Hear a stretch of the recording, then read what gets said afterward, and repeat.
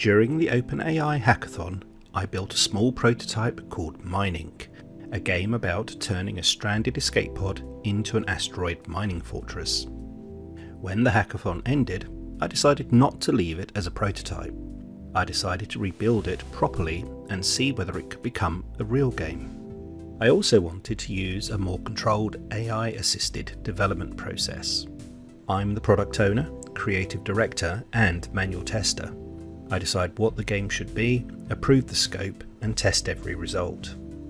ChatGPT acts as the technical lead, systems architect, design reviewer and scope controller. It helps turn the game vision into bounded milestones. Codex is my implementation engineer. It inspects the repository, proposes an approach, waits for approval, implements only the approved work and produces a completion report when done.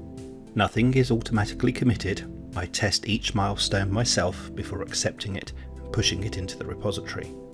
That workflow matches the roadmap's explicit sequence: approve the brief, authorize inspection, review Codex's proposal, separate approval implementation, manually test, and only then commit. Milestone 1 started with an entirely clean production repository. We created the Godot project, the placeholder escape pod, the orbit camera, pause and resume, clean shutdown, and the first development interface. The important part of this was not a copy of the hackathon project, it was a new production foundation. M1 began from an empty directory with no Git history or build weak files, and established the clean Godot project, camera, HUD, and pause ownership. Milestones 2 and 3 built the construction foundation. Modules have stable identities and authoritative positions. The placement preview is only a proposal, it does not become game state until the placement is validated and committed. From there, we added branching construction, relocation, connectivity production, and save and load restoration. The game can now rebuild the same base from a save rather than relying on what happens to be in the scene tree. Milestone 4 introduced passing asteroid opportunities. Instead of scientific orbit simulation, the game uses controlled, authored three-dimensional paths.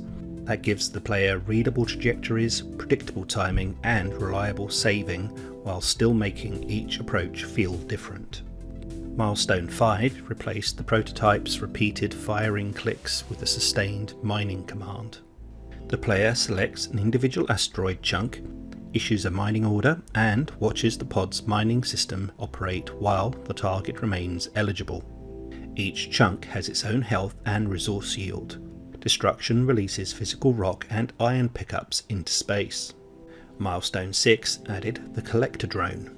Pickups are no longer collected by clicking them directly.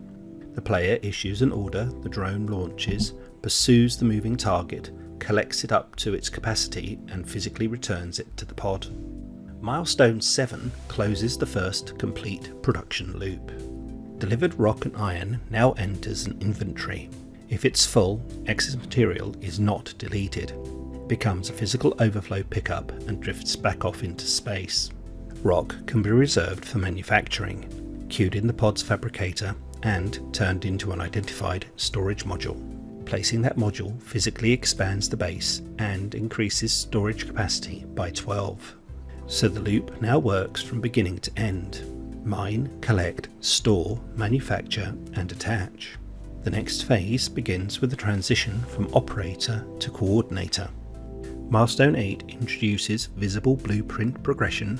Milestone 9 adds the first meaningful automation, allowing collection to become automatic without hiding why the system chooses a target. Milestone 10 will bring everything together into a complete opening game slice. Beyond that are power, scanners, multiple opportunities, tractor beams, automatic mining, damage, recovery, and ultimately the escape project. That's where Mining stands after 7 production milestones. From now on, I'll capture each milestone as it's completed, so the next update will follow Milestone 8 and the blueprint system. The prototype proved the idea, now I'm finding out whether it can become a game.